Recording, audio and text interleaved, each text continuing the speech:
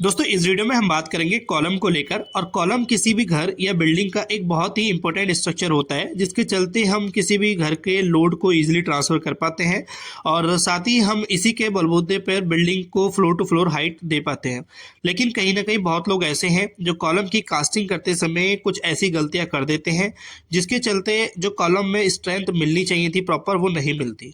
और क्यों ना हम अपने किसी भी कॉलम को देते हैं तो जाहिर सी बात है कि हम ये सोच के देते हैं कि हमारा घर या बिल्डिंग अच्छे से मजबूत बने और जो स्ट्रेंथ मिलनी चाहिए वो मिले, और कभी कोई भूकंप भी आता है तो उसमें हमारा घर बना का बना रहे।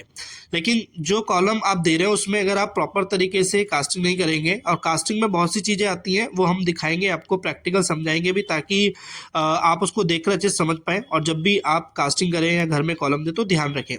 तो पहली चीज़ मैं आपको बता दूं कि जब आप कॉलम को कास्टिंग कर रहे होते हैं तो उसमें सबसे पहला रोल आता है हमारा एक कंक्रीट का, और कंक्रीट जब हम बनाते हैं तो उसका रेशो आपको बहुत सही से यूज़ करना चाहिए।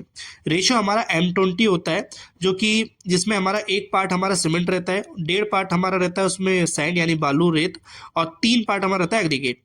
और एग्रीगेट में और भी चीज़ें ध्यान रखें वो बताएंगे आगे। और यहाँ पे जो सामने आप कॉलम देख रहे हैं यहाँ पे आपको अगर अच्छे से समझेंगे तो आपको यहाँ सैंड दिखाई दे रही होगी, और ये सैंड बहुत ज़्यादा क्वांटिटी में इस कॉलम की कास्टिंग में यूज़ हुई है। कभी भी ध्यान ये रखना कि कॉलम में या किसी भी कंक्रीट में सैंड ज़्यादा रोल प्ले नहीं करती है जितना हमारा कंक्रीट करती है। अगर आप सैंड ज़्यादा करेंगे तो उसमें कहीं ना कहीं वो स्ट्रेंथ नहीं मिल पाएगी। दूसरी चीज़, यहाँ पे एग्रीगेट जो यूज़ हुई है वो थोड़ी साइज़ उसका ज़्यादा है, वो मैं आगे दिखाऊंगा क्या साइज़ हो सकता है। और साथ ही यहाँ पे कंक्रीट वाइब्रेटर का यूज़ नहीं हुआ है, और इम्प्रॉपर जो कास्टिंग की है कॉलम की वो बहुत बहुत साफ अच्छे से दिख रहा होगा कि यहाँ पे आपको एकदम कास्टिंग होने के बाद भी यहाँ पे सैंड यानी बालू दिखाई दे रही है। जगह जगह पे जो है पोर्स दिख रहे हैं, आपको खाली स्पेस दिख रहा है।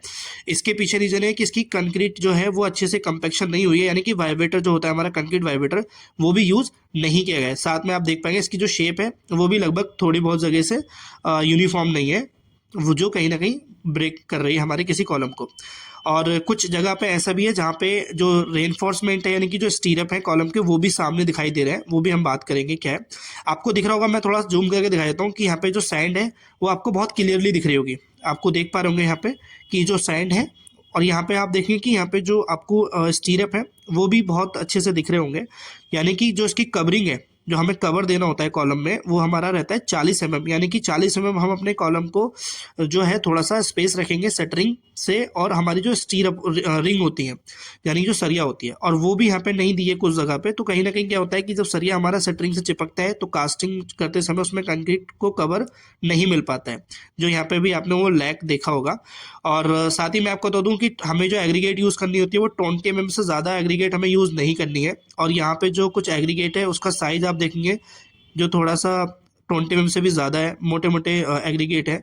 और कभी कभी क्या होता है जब ज़्यादा साइज बड़ी एग्रीगेट हम यूज़ करते हैं तो उसमें क्या होता है कि उसमें अच्छे से कंपेक्शन नहीं हो पाता, और कहीं ना कहीं उसमें सेग्रेशन की प्रॉब्लम आती है जिसमें कि अलग अलग जगह हो जाती है।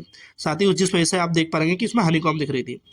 और जब आप प्रॉपर तरीके से सारी यूज़ करते हैं, M20 रेशियो यूज़ करते हैं जो मैंने आपको प्रोपोर्शन बताया, कंक्रीट वाइब्रेटर यूज़ करते हैं, कवरिंग आप उसको अच्छे से देते हैं, सेम अच्छे साइज की एग्रीगेट यूज़ करते हैं, तो आपको फिनिशिंग कुछ इस तरीके से मिलती है जैसे कि सामने आप देख पा रहे हैं।